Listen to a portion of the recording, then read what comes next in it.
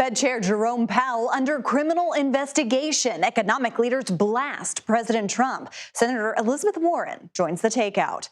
Iran engulfed in protests. President Trump just given military options.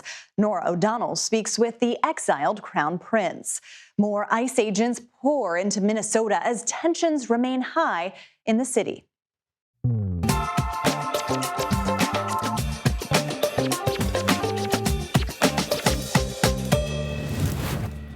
Hello, I'm Caitlin Huey-Burns in for Major Garrett. Thank you and welcome to the Takeout. The Trump administration's Justice Department has opened a criminal inquiry into Fed Chairman Jerome Powell and whether he lied to Congress over the renovation of the Fed's headquarters. Now, this comes after the president has made repeated demands that the Fed lower interest rates and threatened to fire Powell, though he says now he knew nothing of this investigation into Powell. President Trump has been accused of weaponizing the law against his political foes in order to seek retribution or to bend them to his will. Now that accusation has reached the highest levels of our economy. A sharp rebuke signed by Treasury secretaries and all three living former Fed chairs said, quote, "This is how monetary policy is made in emerging markets with weak institutions. It has no place in the United States, whose greatest strength is the rule of law." Former Federal Reserve Chair Janet Yellen condemned the investigation and told CNBC it's the road to a banana republic. Powell himself released a video statement saying the DOJ was acting on behalf of the president and threatening his independence.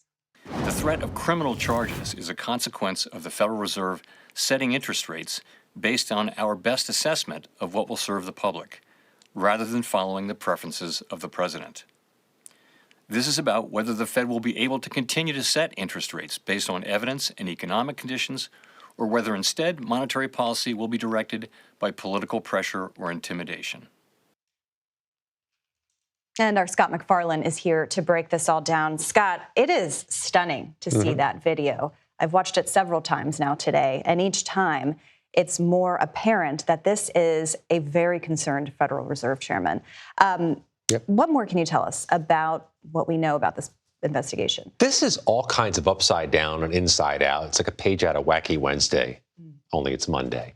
First of all, that a criminal investigation is being acknowledged, if not announced, by Jerome Powell himself in a self-produced and self-released video is quite something. That the Department of Justice would undertake an investigation of a separate branch of the federal government and an independent branch of the federal government. That's quite something. And that Jerome Powell has been a frequent piñata for the president, a source of innumerable criticisms, and is now the subject of an investigation. That's something. But it's also not the first of its kind, because we have this series of investigations against political targets or critics of the president, from James Comey to Letitia James to Adam Schiff to John Bolton. There's a bit of a pattern in practice here, and I think the critics, which includes some Republicans, say this is a weaponization. And you mentioned those cases. Are there any similarities here? There's a bit of symmetry to the James Comey case, which you may remember was charged this fall as a felony in Virginia and was dismissed by a judge and has not been resuscitated. What James Comey was accused of doing is making a false statement in testimony to Congress in 2020. It's an allegation he denied.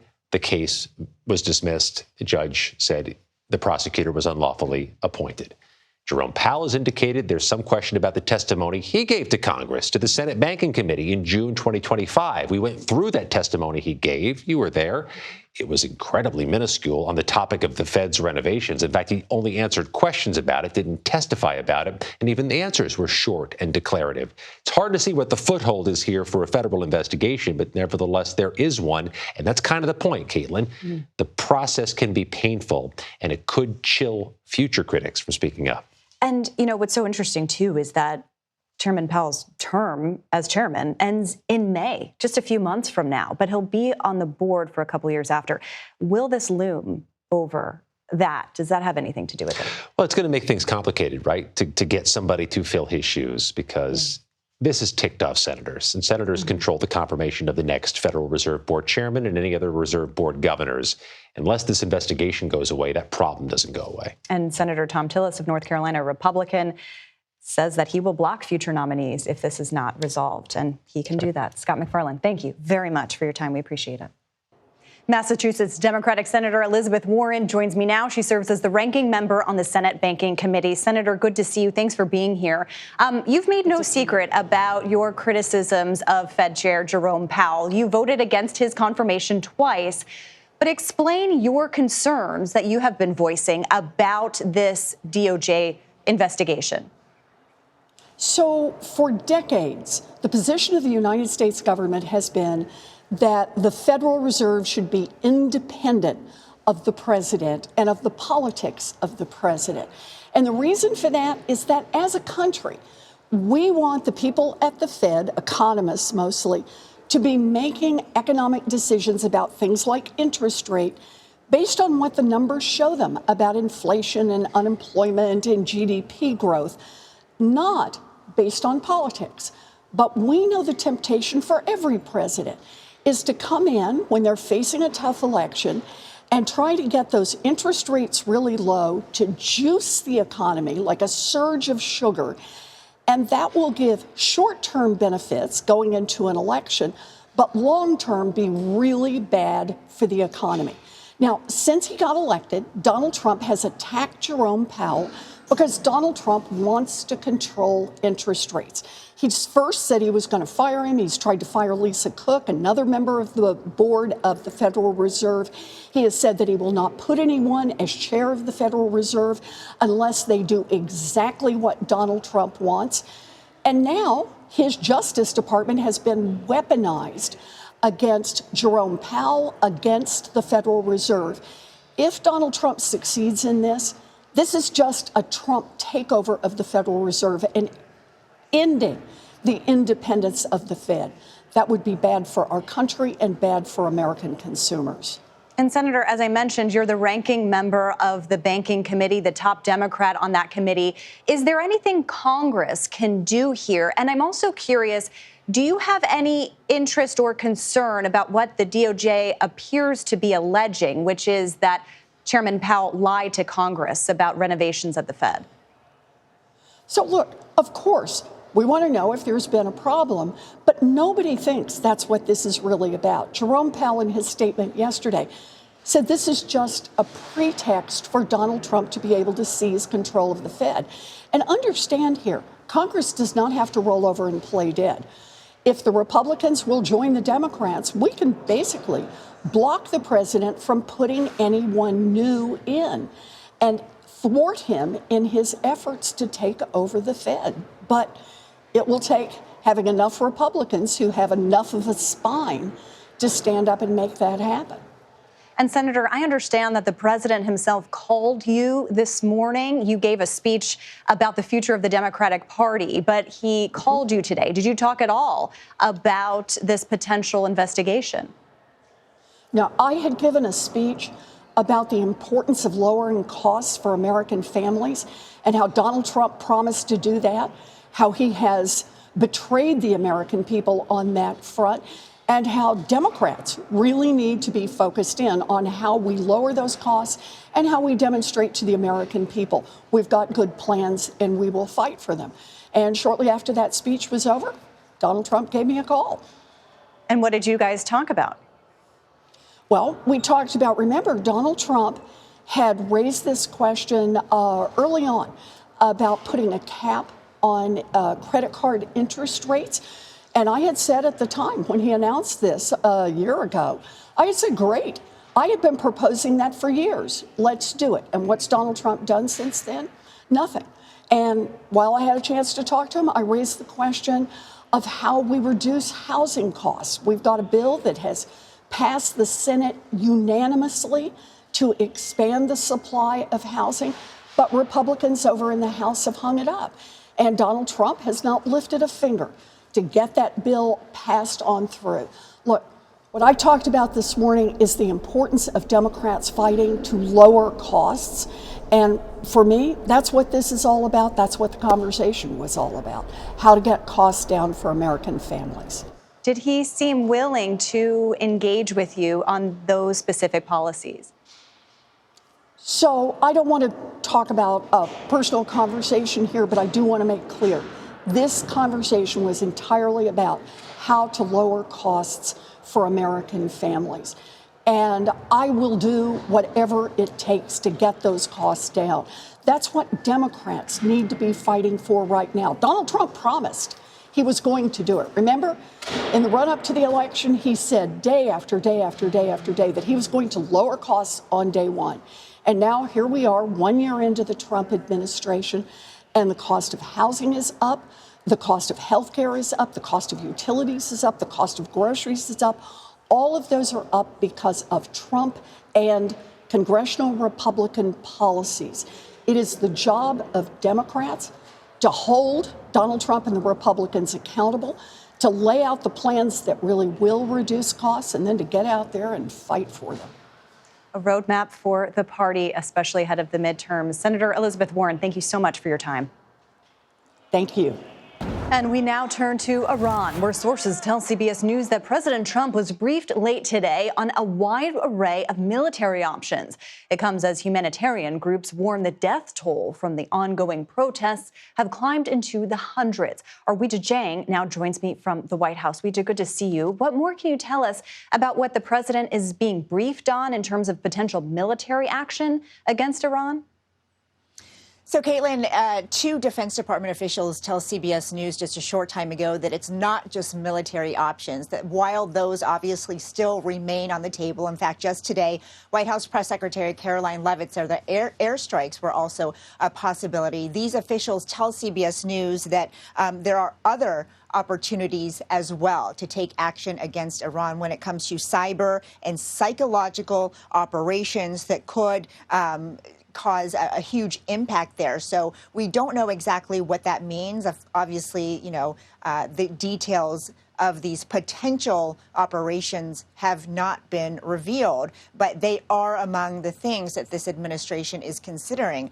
The president certainly has made it very clear that he is not going to hesitate to take action against Iran if these protests continue to escalate and result in the deaths that we have seen over the past few days. And Weijia, as you know, he's also said that Iran has reached out for negotiations. Do we know any more about what those communications have been like so far?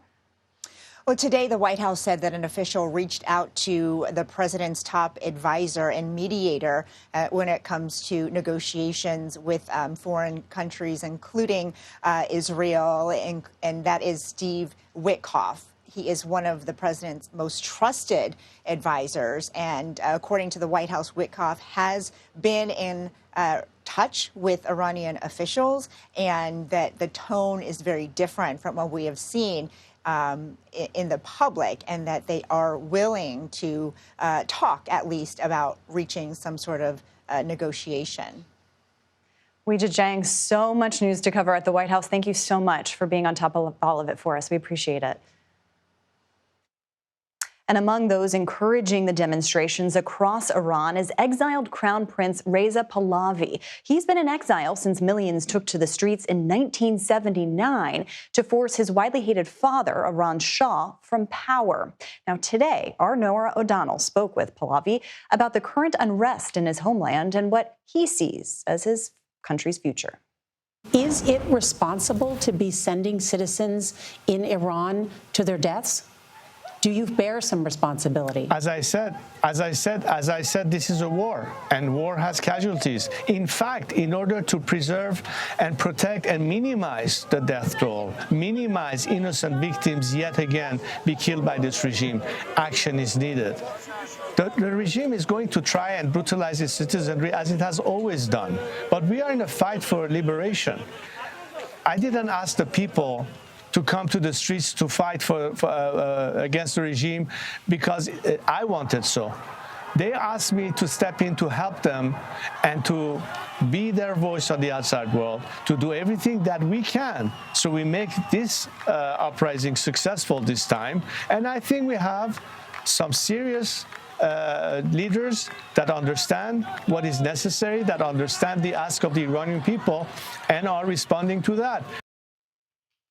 And here with me now is Samuel Katz. He's written more than 20 books on the Middle East and is widely recognized as an expert of the region. Thank you so much for being here. It's really stunning to look at those pictures and video. And I'm curious what you make of First of all, these protests, the death count seems to be rising.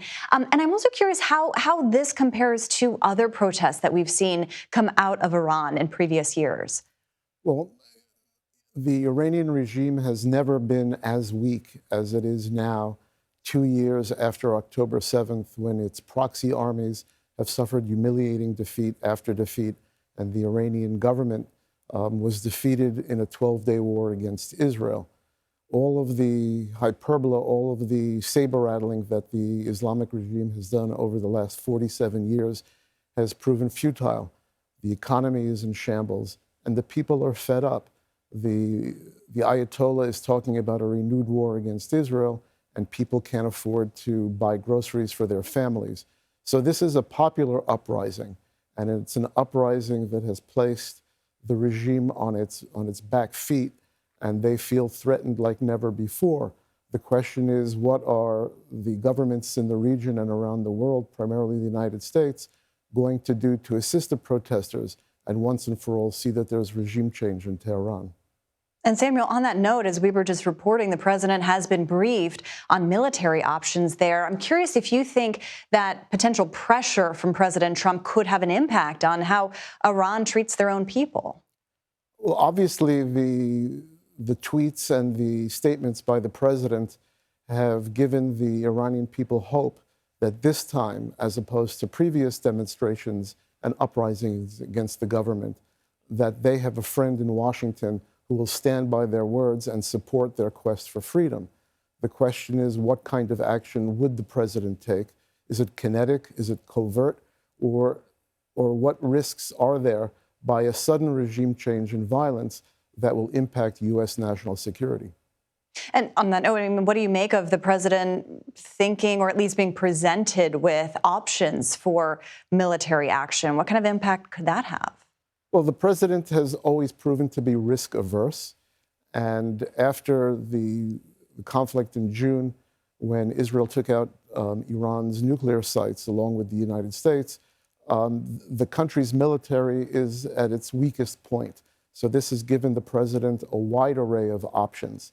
I don't think that the U.S. or any other government will go after economic targets. This is obviously an economic uprising of people not wanting their government to invest in holy wars across the region and around the world.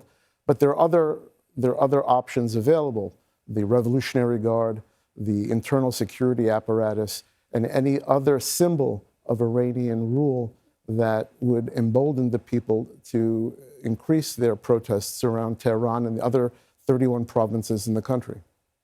And how do you think this would affect the overall stability of the Middle East at this point?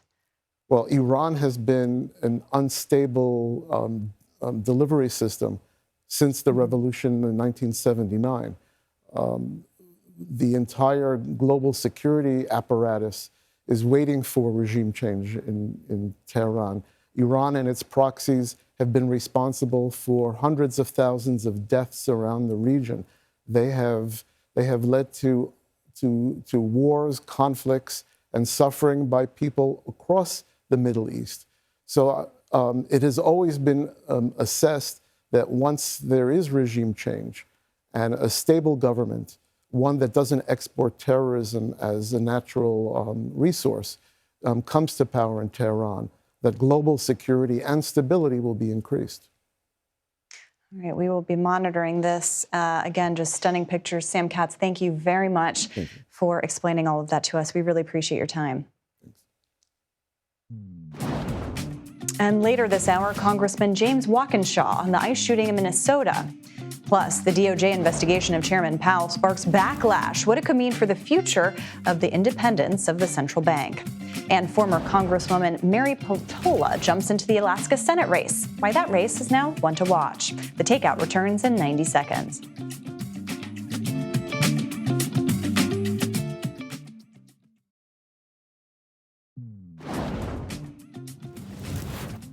And welcome back. Local officials in Minnesota have just filed a lawsuit against the Trump administration to block the surge of ICE officers to the state. Raids escalated in the region on Sunday, including in St. Paul, where a man was dragged from his car and a bystander filming the incident was tackled by federal agents. CBS News Homeland Security correspondent Nicole Sganga joins us now from Minneapolis. Nicole, great to see you. I know you've been on the ground there for over a week.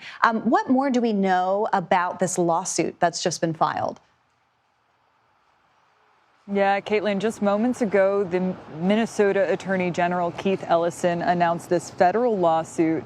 He called what is happening here on the ground in Minneapolis, what DHS has dubbed Operation Metro Surge, a federal investigation accusing the Department of Homeland Security of launching an unlawful, unprecedented surge of federal law enforcement into Minnesota. He said, quote, "This has to stop."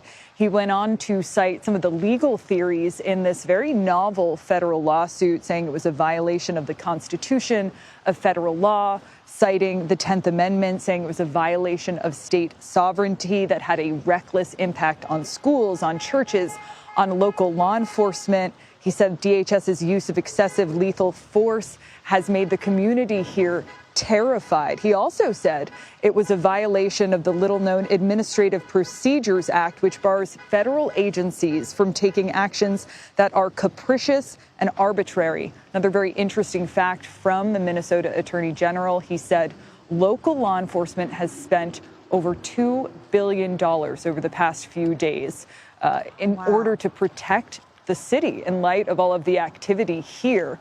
And he went on to say that this was an unlawful commandeering of local law enforcement resources. And certainly we're here at the vigil right now honoring the memory of Renee Good. And there is a local police presence on site. Nicole, speaking of that memorial that you're standing in front of, there is an investigation into what happened last week. Where does that all stand?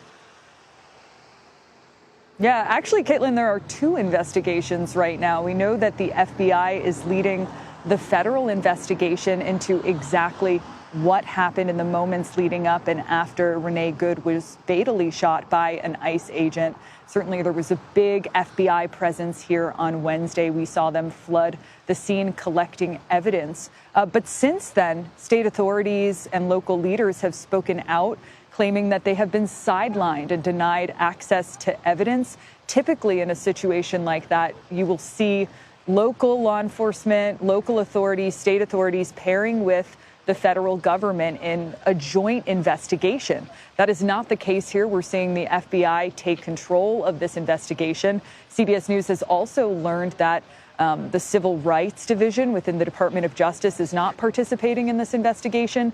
Because of that, Minnesota lawmakers said that they will launch a parallel investigation. And we actually saw some of those state investigators canvassing the street today looking for witnesses.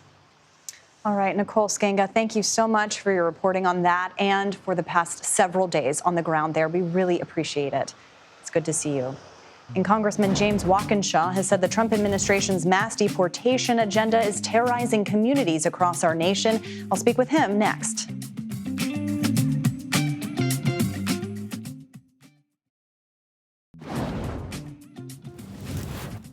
And welcome back to the Takeout. Protests in Minnesota and across the country are continuing following last week's deadly ICE shooting. We're joined now by Virginia Democratic Congressman James Walkinshaw. Congressman, thank you very much for being here. I understand that you stopped by an ICE protest over the weekend. I'm curious what you heard there.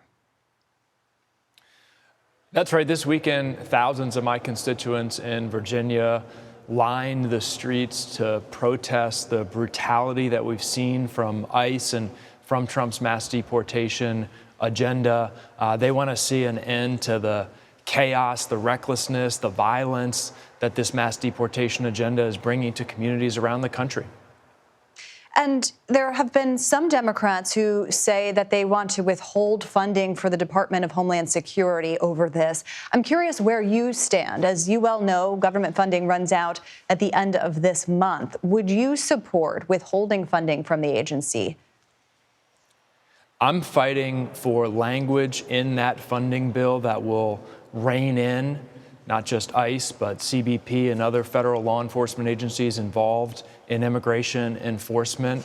And yes, if I'm not satisfied and don't get the restrictions that I think are necessary, I'm willing to vote against funding of that particular bill. And what kind of restrictions specifically are you hoping for? Well, we need to see first an end to the masking. We need to see an end to the unconstitutional detention and arrest of American citizens. We need to see much better training and guidance for ICE agents and CBP agents. If you watch some of these videos, including the video of the shooting of Renee Good, it's clear that a lot of these guys don't know what the hell they're doing out there because they've only received 6 weeks of training in some cases. So there's a lot that we need to do. I'm hopeful we can make some progress in the funding bill that's coming up. And speaking of legislation on Congress, just to switch gears here, as you know, the House, including yourself, voted for an extension of those Obamacare premium subsidies for 3 years. That appears to be going nowhere in the House. But I'm curious, any conversations you've been having with fellow lawmakers about the path forward to address rising health care costs? Where do things go from here? That's right. After months and months of dogged effort from House Democrats, we got enough Republicans on the discharge petition to force a vote on that 3-year extension, passed with a, I think, stronger than expected bipartisan margin, 17 Republicans in the House joining Democrats. The Senate should take that bill up and pass it and put it on the president's desk. You're right. It doesn't look like Senate Republican leadership is willing to do that. They're now on the, I think, 16th year of trying to come up with the Republican alternative to the Affordable Care Act, the Republican health care plan. They haven't been able to come up with it in 16 years. I don't think they're going to come up with it this week or this month. They should pass a clean extension of the tax credits. And then if they need another 16 years to debate amongst themselves about their health care plan, they can go about their business and try to do that. A lot of Republicans say that the 3-year extension is just a non-starter, that they want to see more reforms to the healthcare system. Would you be supportive of maybe a shorter, more temporary extension coupled with some reforms? Would you be open to something like that? I would vote for a shorter extension of the tax credits with reforms, as long as those reforms don't do damage to the program and damage to the tax credits that thousands of my constituents rely on. So I guess it depends what you or those Republicans mean by reforms. I think it's important to note Republicans haven't been able to decide amongst themselves what these reforms are that they could support. So they haven't been able to bring anything forward and put it on the table in a serious way. Unless they can do that, they need to get behind a clean extension.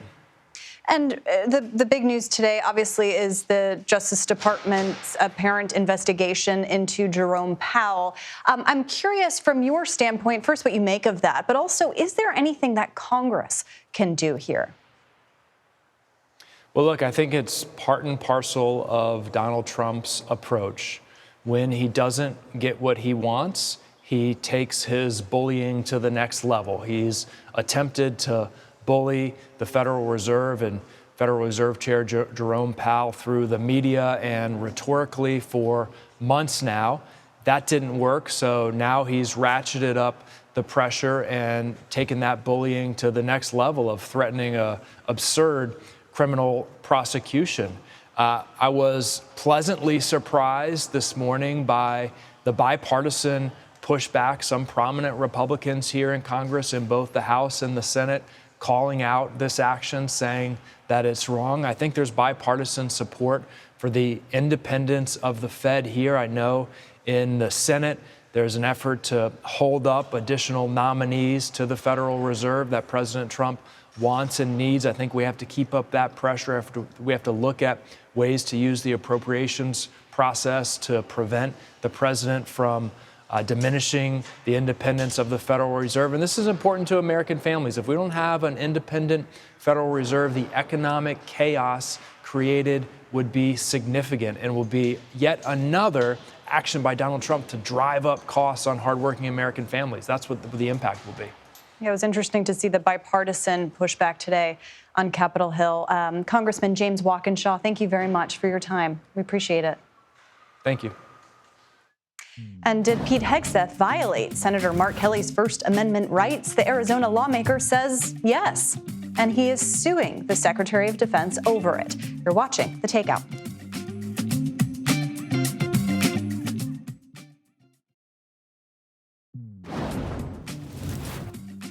Senator Mark Kelly has filed a lawsuit against the Pentagon and Secretary of Defense Pete Hegseth. The Democratic Arizona lawmaker is accusing them of violating the Constitution by retaliating against him.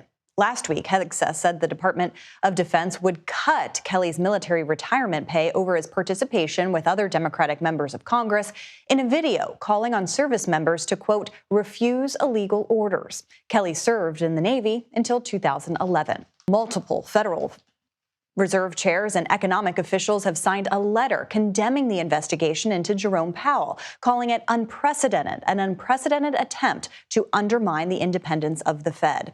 Jason Furman is one of the officials who signed the letter and joins us now. He chaired the Council of Economic Advisors under President Obama. We're also joined by CBS News legal contributor Jessica Levinson. Thank you both for being here. We appreciate your time and expertise.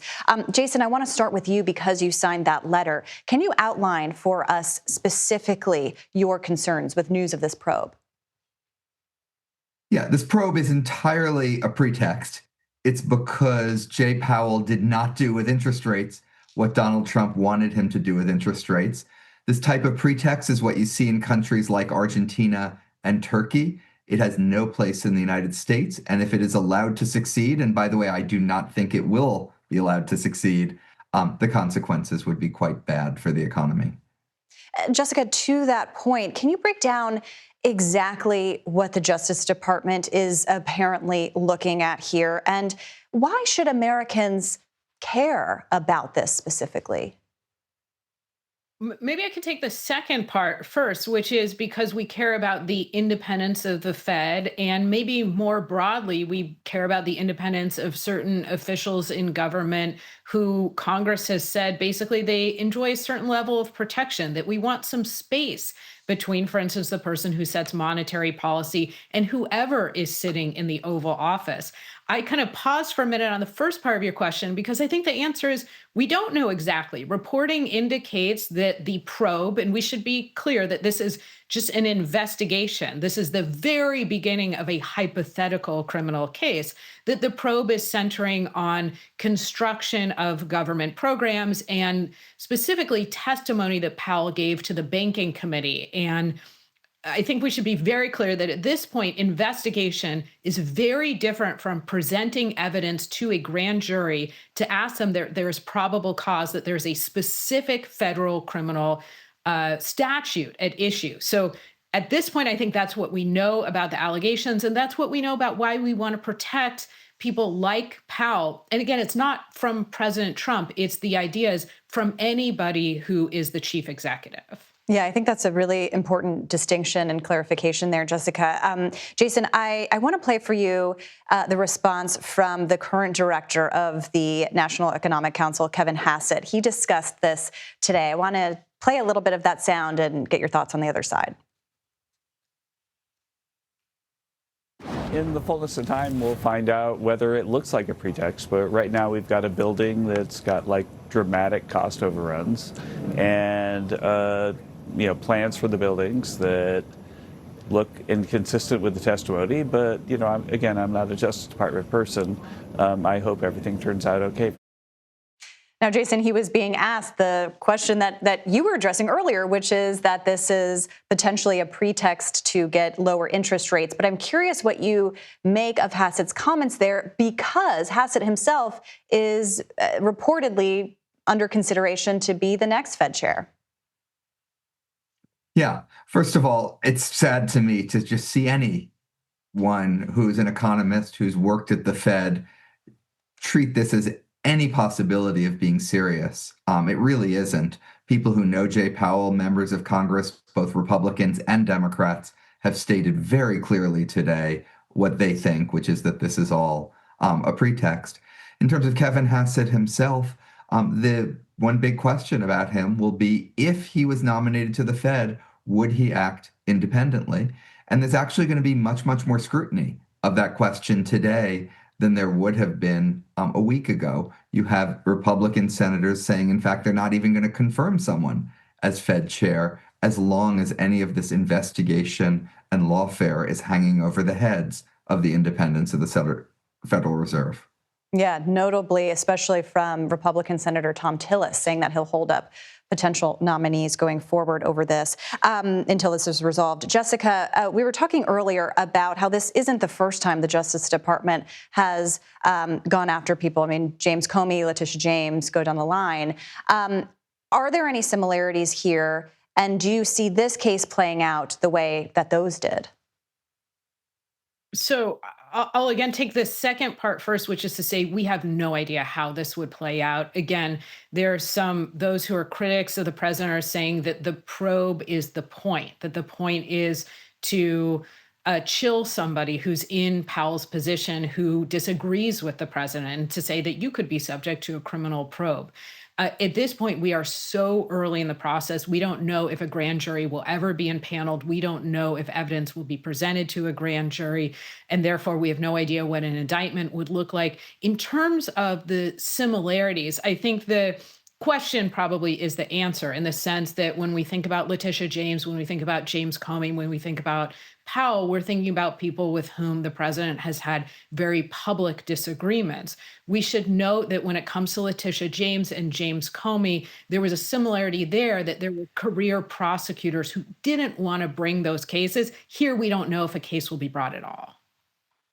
Yeah, lots of questions still remain. Early days, but stunning nonetheless. Jessica, Jason, thank you so much for your time. We appreciate it. And President Trump has declined to endorse Venezuelan opposition leader Maria Corina Machado after the capture of Nicolas Maduro. Now, the Nobel Peace Prize winner is White House bound. A preview of that meeting is next with our reporter panel. You're watching The Takeout.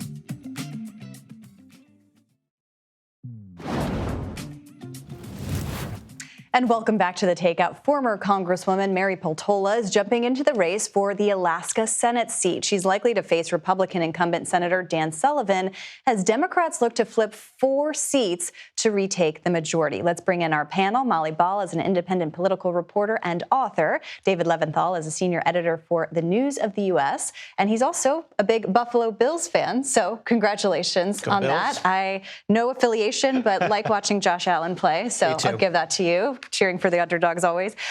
Dave, I'll start with you. This news of the Alaska Senate race. I mean, Democrats do have an uphill climb in Alaska and kind of across the map. But how important is this race now that she has gotten in? Well, it's important on a couple levels. Number one, it's going to force Republicans who already at the Senate level, they got to deal with Ohio, they got to deal with Maine and North Carolina, places where they're going to have to spend a lot of resources to run good Senate races there. They're going to have to focus on Alaska now. And the former representative here, she held statewide office in Alaska in that single district. And she's pretty moderate, too. She's a blue dog Democrat and one who's going to have a message of freedom and fish. She loves to talk about local issues and is even just in her announcement today, she is bringing up the memories of Republicans who served in Alaska, saying, hey, you know, remember Alaska first, make Alaska first, and not worry about partisan considerations later. Yeah, we'll see if all politics can be local in that case. Molly, I mean, what's interesting to me about this race is that Democrats did get a big recruiting coup here. And I'm wondering if that signals anything that Democrats might be feeling heading into this midterm election. Is there anything kind of on the board that they're looking at that seems, at least at this point, to be kind of working in their favor? Absolutely. Mary Peltola does not get in this race unless she feels like the political climate in 2026 is going to substantially improve from 2024, when, of course, she lost her reelection race. And that's important to know. That's why she's a former it's a re-election race. That's why she's a former congresswoman. And Donald Trump won the state by double digits. So as Dave said, Democrats have to put one of these red states on the board to have any chance of taking back the Senate. And her getting in is a sort of vote of confidence, saying you see the writing on the wall right now. You see it where the generic ballot is headed. Democrats have pulled ahead in the generic ballot in a lot of national polls at this point. Donald Trump's approval rating is low. The economy is how people are feeling about the economy seems to be trending downward. So all of those things add up to Democrats feeling like there might be a good enough political climate that a seat like this, although it is uphill, although I think Dan Sullivan is a strong candidate, a seat like this just might be winnable under the right conditions. I mean, it's so interesting, too, because this morning you had Elizabeth Warren giving a speech about how she sees the future of the Democratic Party, and her argument was that Democrats need to lean more into the progressive argument on the economy and stay laser focused on economic issues. And you have this kind of battle going on about, where the party should go. Lots of different ideas. There's kind of a vacuum because they've not done an official autopsy. Dave, I mean, I'm curious what you make of Warren's her message here and whether Democrats take that route. Oh, she can definitely put that message out there, but that's not going to be a winning message all the places that Democrats need to win in the United States. We're just talking about Alaska, mentioned Maine a moment ago. They've got some action there in that state where the only way that they're going to win seats likely is going to be through a moderate Democrat, somebody who is a bit more of a centrist and certainly not somebody who is on the far, far left. And, while all the focus on economic issues, there's a ton of foreign policy news happening. We've talked about it all today, but we haven't mentioned Venezuela yet, which a week ago was the top news. The opposition leader is coming to the White House this week. Molly, I'm curious what you make of kind of how all of that plays politically as she comes here. Well, the politics of all of this foreign policy, I don't think chaos is too strong a word, is that it has been seemingly the main focus of this White House really since the beginning of Trump's second term. And what you hear over and over again from swing voters, out there in Real America or in focus groups and so on, is just that they feel the president is not focused on these economic issues that pretty much everyone agrees are the reason that he won back the White House in 2024. He is busy, talking about Venezuela, talking about Greenland, talking about Iran, talking about Cuba.